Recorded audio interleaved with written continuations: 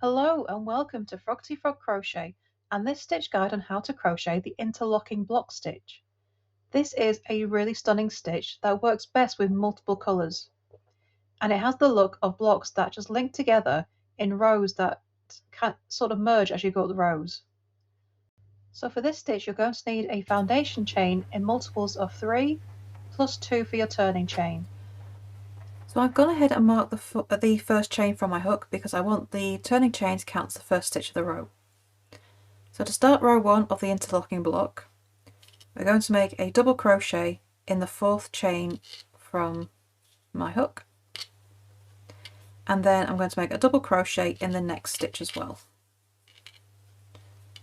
Okay, so including that turning chain, we've now got a block of 3 double crochet. Now I'm going to chain 3. I'm going to skip the next 3 stitches and then make a double crochet in the next stitch, and then double crochet in each of the next 2 stitches as well. Oops. And that's your repeat across the row. Chain 3, skip 3, double crochet in each of the next 3 stitches. And you're going to do that all the way across your row until you have 3 stitches left. So when you have 3 stitches left, you're going to chain 2, and then in the last chain of the row you're going to make a single crochet, but change colours in that single crochet. Okay, so the interlocking block is best made with multiple colours. 3 is ideal because it means you can carry your yarn up the side. So I'm not going to cut off this first colour. I'm going to leave it so I can use it in later rows. So change colour in those last 2 loops of the single crochet and chain 1. And in that same stitch, so that first stitch of the row, I'm going to make a double crochet turning chain. I'll just pop a stitch marker in. Okay, so after you've made that double crochet turning chain, we're going to start working in these skip stitches down here. We want to work in these chains, and we want to work over the top of this chain here. So we're going to make a double crochet. Insert your hook into the first skip chain in row 1, and you want to work over the top of this chain here, so we're not going to be seeing that again, but pull up a little bit of a loop. Okay, we need to get some height on these double crochets. Okay, and then just finish as a regular double crochet. So that first loop gets pulled up. And then in the next chain, that skip chain, again make a double crochet, working over the top of that loop of that chain. Can you see it's come over the top there?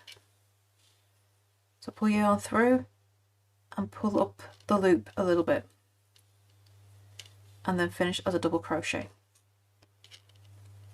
Okay, so these double crochets look like they're on stilts a little bit.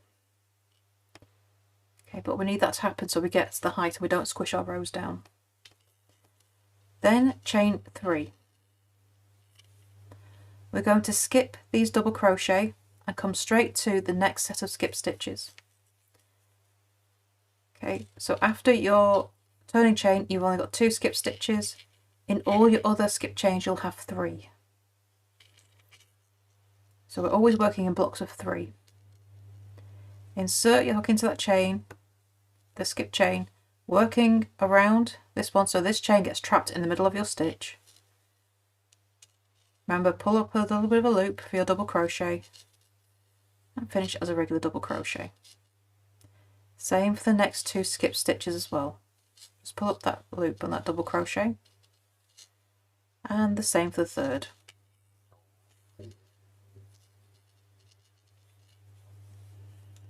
Okay, so this is what you start getting.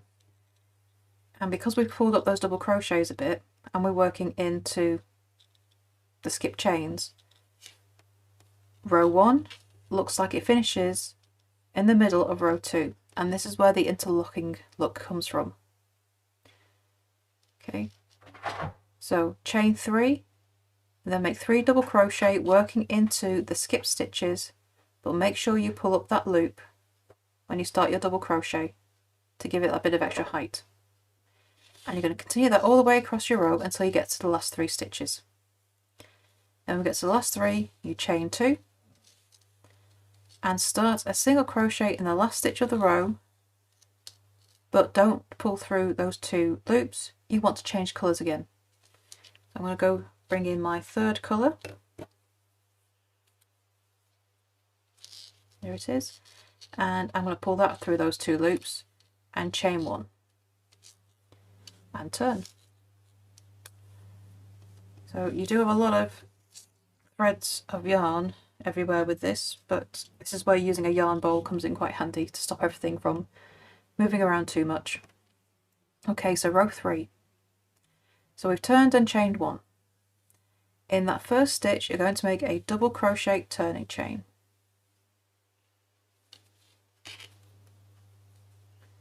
Just move my stitch marker up. Okay, so I'll just grab some more yarn. So we're repeating row 2 here, it's just that we're using a different colour. So next stitch is working into the skip stitches 2 rows below. So this time it's actual stitches, not chains, but we're still working in the same way. Hook through the loops, working around that chain from the row below. Make sure you pull up a bit of height in your double crochet and then repeat again for the next stitch. Working around the chain and bringing up some height on those double crochets.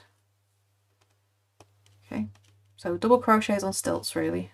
Got this extra loop on height in there, and again we've worked over the top of that chain, so that chain there is now sat in the middle of our double crochet stitches.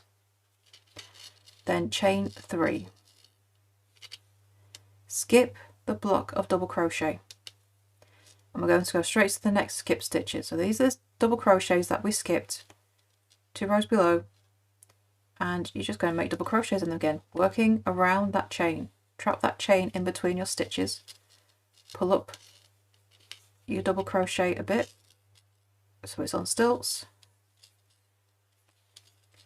bit of extra height, and it just stops everything from being too pinched, because if we make these double crochet too tight, this row is going to pinch down and it's going to look a bit squished. So we've got to give our stitches some room. Okay, and now you can start to see that interlocking look come through. So the rows look like they're starting in the middle of each other. And you just continue that the same way as you did before. Chain 3, skip the double crochets, and then make double crochets in the skip stitches 2 rows below. And continue that on until you get to the last 3 stitches. Then chain 2, skip 2, single crochet in the last stitch of the row, but you want to change colours. So now I can change back to the first coloured yarn. So that's why you use 3, because you can carry these yarns all the way up and avoid all those yarn ends. So for the rest of the interlocking block stitch, you're going to repeat row 3, but you need a finishing row. So we don't want these chains when we finish our piece. We want to cap these off with actual stitches. So you repeat row 3 till you have as many rows as you need, and then you make your finishing row. So to make the finishing row, I'm going to change the colour in the last stitch of row 3. Oh, where's the yarn? I'll pull that tight, turn, chain 1, and make a double crochet turning chain in the first stitch of the row. So we don't need the stitch marker in this because it's the finishing row. And then we're going to start as we did before. In the skip stitches we make the double crochets on stilts, making sure we work around that chain so it's trapped between the stitches. But we're not doing any more chains in this finishing row. We're going to make regular double crochets in these stitches, so no stilts. Just make a double crochet as you normally would. You do not pull up a loop at all, because we want everything to be even. We want this top to be nice and flat. Okay, so we've got the double crochets on stilts and then regular double crochets. So where that chain would have been, so we'd have double crochet with stilts in the skip stitches 2 rows below, but in the stitches that were in the row below, just normal double crochets, no stilts. And then skip stitches, same again. Make double crochets with that long loop pulled up, so they've got their stilts.